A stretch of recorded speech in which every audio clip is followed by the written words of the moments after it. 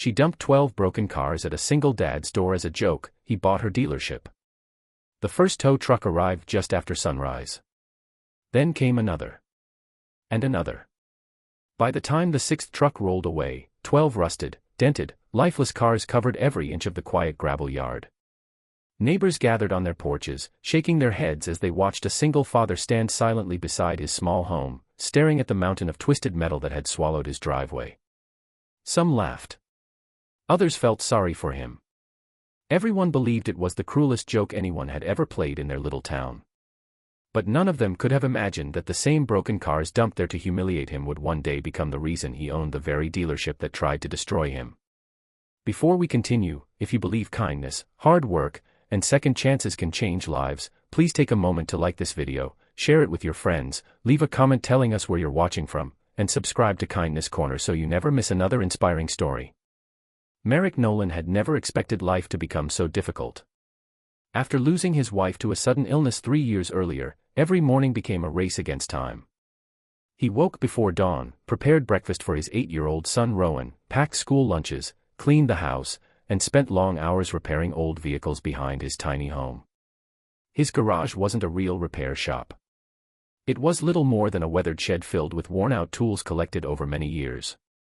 Still, people trusted him because he never overcharged and always repaired cars as if they belonged to his own family. Business was never easy.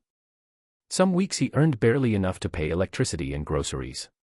Yet Rowan never complained. The cheerful little boy often sat beside his father after school, handing him wrenches while dreaming about becoming an engineer someday. Those simple afternoons filled Merrick with hope even when his bank account was nearly empty. Across town, however, luxury dealer Celeste Granger ruled the local automobile market. Her massive dealership sold expensive vehicles and treated independent mechanics like unwanted competition. She believed people like Merrick had no place in modern business. When several loyal customers began choosing Merrick because of his honesty, Celeste became irritated. Instead of improving her own service, she searched for a way to embarrass him publicly. During a company gathering, someone joked that Merrick loved fixing junk so much that perhaps he should receive an entire collection.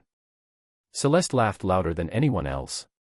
The following weekend, she ordered 12 abandoned cars scheduled for scrap to be hauled directly onto Merrick's property in broad daylight. Workers stacked them carelessly across his driveway while several people recorded videos and uploaded them online with mocking captions. Within hours, thousands of viewers were laughing at the struggling single father buried beneath mountains of rust. When Merrick returned from picking Rowan up from school, the little boy froze in disbelief. Tears filled his eyes as he asked how they would even reach their front door. Merrick looked at the wreckage for several long moments before placing a comforting hand on his son's shoulder. Instead of becoming angry, he quietly said that sometimes people unknowingly deliver opportunities disguised as problems.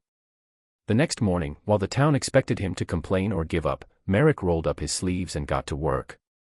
He inspected every vehicle carefully.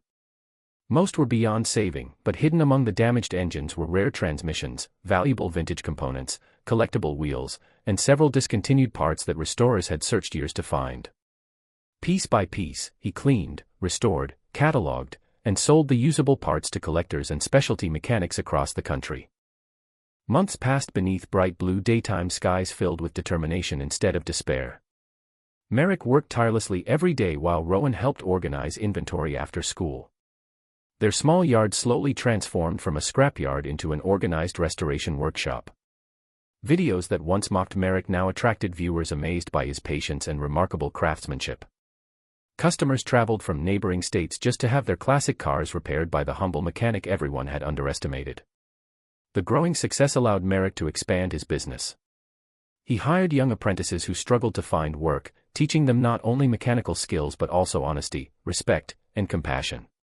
His workshop became known as the place where broken machines and discouraged people both received a second chance. Meanwhile, Celeste's dealership faced increasing problems. Customers complained about poor service, hidden fees, and dishonest sales tactics. News of Merrick's integrity spread faster than any advertisement. Sales at the dealership dropped dramatically while Merrick's reputation soared.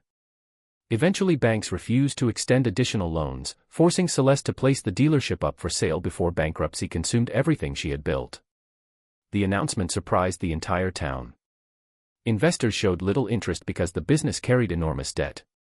Merrick quietly reviewed the numbers with careful attention.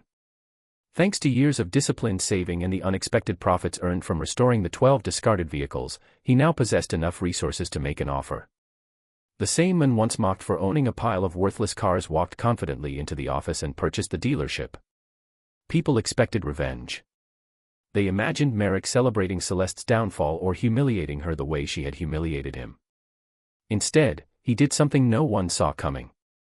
He offered jobs to employees who feared unemployment, promised fair treatment to every customer, and transformed the dealership into one known for honesty instead of greed. Even Celeste received kindness. Merrick allowed her to remain temporarily as a consultant while she searched for a new direction in life, proving that compassion creates stronger victories than revenge ever could. The grand reopening became one of the happiest daytime events the town had ever witnessed. Families gathered beneath clear skies while Rowan proudly cut the ceremonial ribbon beside his father. Neighbors who had once watched the tow trucks arrive now applauded the men who had turned public humiliation into extraordinary success. Children played between polished classic cars restored by Merrick's growing team, and former critics admitted they had judged him far too quickly. If this story has touched your heart so far, please take a moment to like this video, share it with someone who needs encouragement today, subscribe to Kindness Corner, and let us know your thoughts in the comments. Your support helps us continue sharing stories that remind the world kindness still matters. Special request, comment below with "Kindness always wins" if you believe patience and compassion are stronger than revenge. As the afternoon sun shone brightly across the busy dealership, Merrick looked at Rowan smiling proudly beside him and realized true success had never been about money or ownership. It was about refusing to let cruelty change a kind heart. The 12 broken cars meant to destroy his future became the foundation of a better life, proving that life's greatest blessings sometimes arrive disguised as impossible burdens. And in the end, the man everyone laughed at didn't simply buy a dealership, he restored hope to an entire community by showing that forgiveness, perseverance, and kindness will always outlast pride and cruelty.